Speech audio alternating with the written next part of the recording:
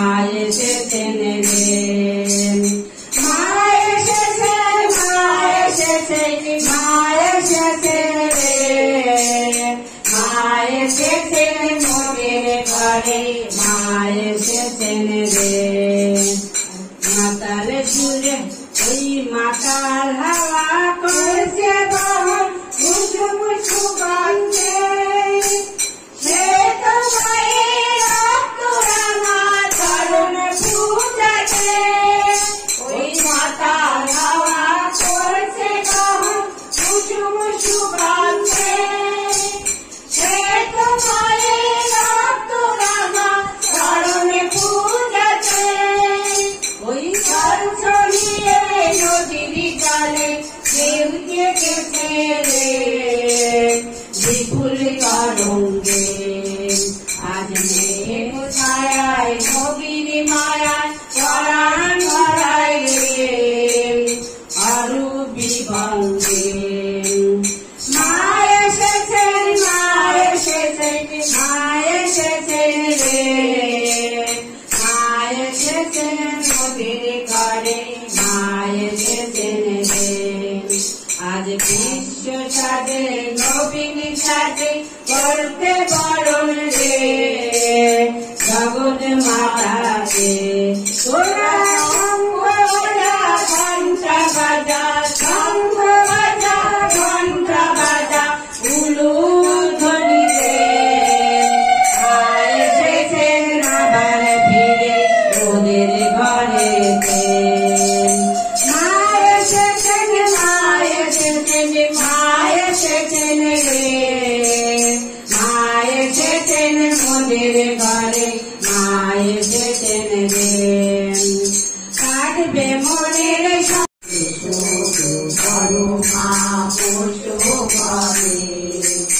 আমারি ঘরে থাকো আলো করে সকলে তোমার সেবা সন্তান বলে পেয়েছি মাছি কারণে চান আমরা সকলে তোমার সেবক সন্তান ভাগ্য বলে পেয়েছি মাছি কারণে চান আমরা মাগো তুমি করো আশীর্বাদ তোমার প্রসাদে প্রণাম গাও মাগো তুমি করো আশীর্বাদ তোমার প্রসাদে পুজো করো মা ঘরে আমার ঘরে থাকো আলো করে অনুকূল মুক্ত নারায়ণ করো মা মুক্ত লক্ষ্মী দেবী হন অনুকূল মুক্ত নারায়ণ করো মা মুক্ত লক্ষ্মী দেবী হন নারায়ণ সহ লক্ষ্মী পূজা বেদন করে মনে পূর্ণ হয় মা লক্ষ্মী করে নারায়ণ সহ লক্ষ্মী পূজা বেদন করে জলে জলে পূর্ণ হয় আমারি ঘরে থাকো আলো করে অঙ্গবাড়িয়ে মাকে ঘরে এনেছি সুগন্ধে ডুবিয়ে আসন পেতেছি অঙ্গবাড়িয়ে মাকে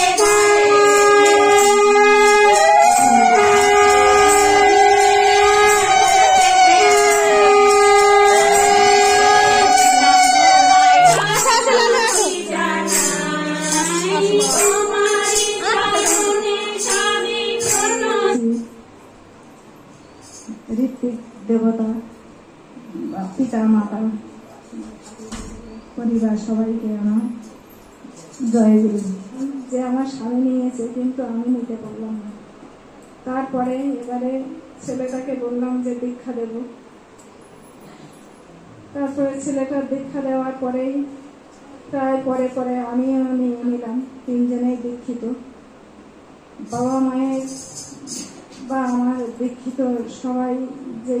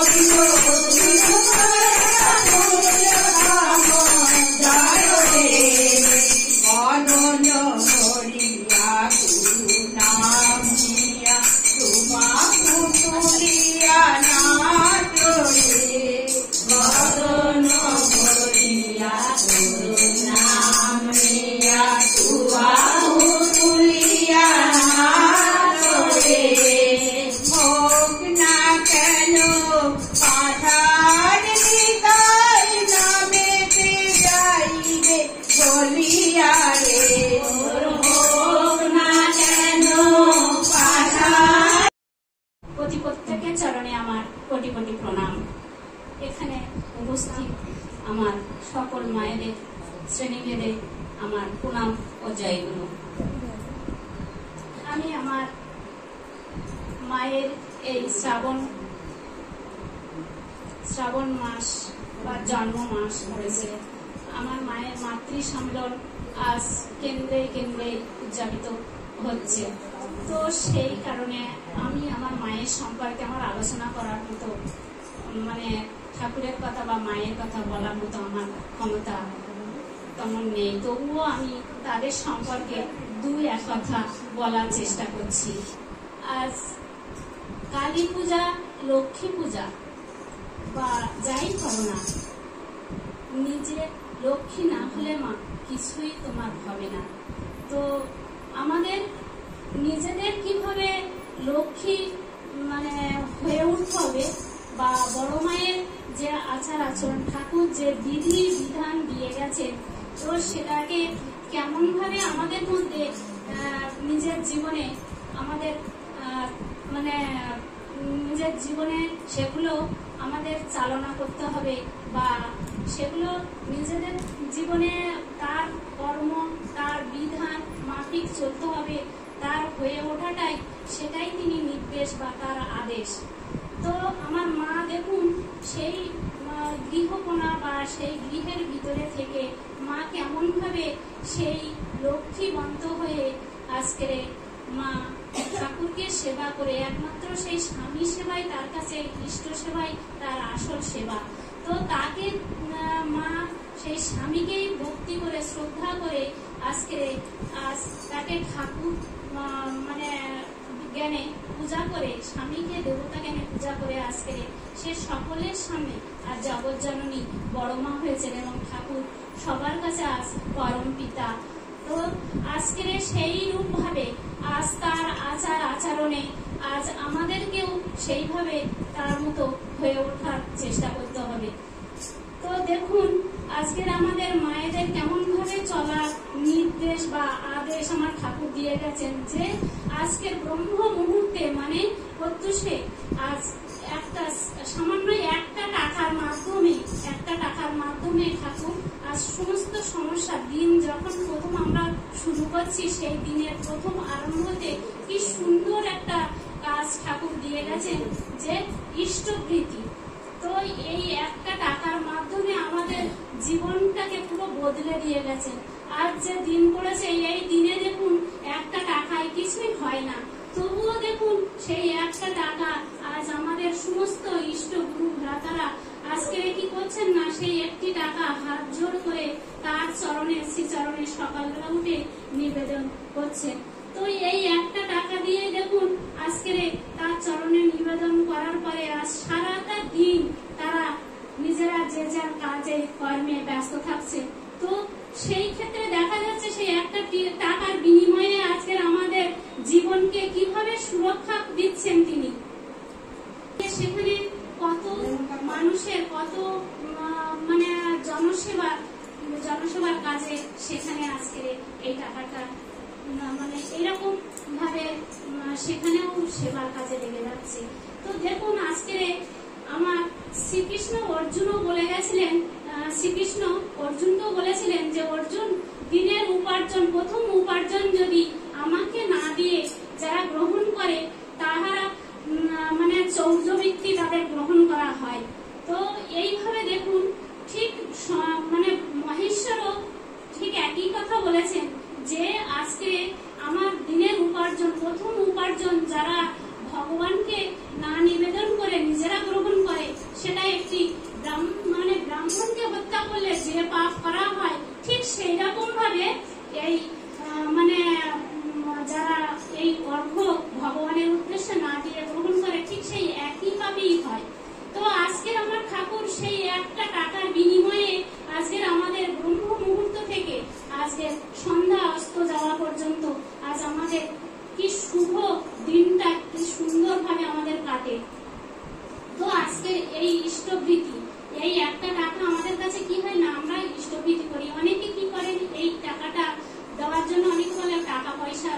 ঠাকুরকে টাকা দিতে হয়, কিন্তু ঠাকুরকে কেন, ঠাকুরকে টাকা দেওয়া মানে আমাদের জীবন তার হাতে সমর্পণ করে দিয়েছি।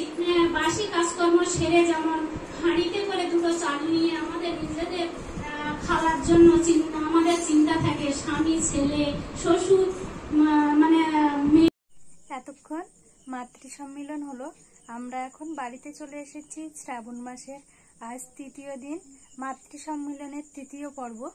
আজ ভিডিওটা প্রথম থেকে শেষ পর্যন্ত ভালো লাগলে অবশ্যই লাইক, শেয়ার, কমেন্ট করবেন। প্লিজ চ্যানেলটি সাবস্ক্রাইব করবেন, পাশে থাকবেন। আমরা সকল মায়েরা মিলে কিন্তু মাতৃ সম্মিলন করছি, সবাই কিন্তু দেখবেন। আর আপনারাও ঠাকুরকে ধরে সবাই ভালো থাকবেন এই কামনায় রাখছি। আবার ফিরে আসবো মাতৃ সম্মিলনের আরো একটি নতুন পর্ব নিয়ে। ততক্ষণ সকলে ভালো থাকবেন, সুস্থ থাকবেন। Tata, good night.